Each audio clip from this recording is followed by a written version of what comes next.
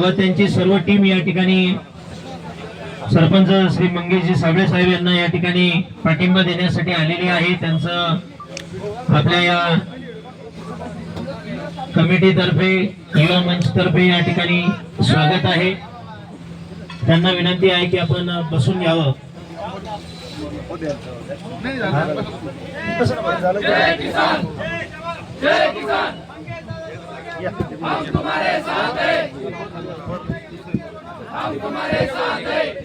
हाँ चलो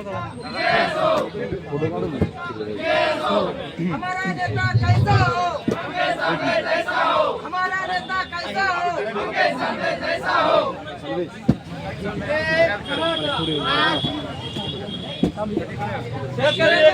सगळ्यात बोला दुसरं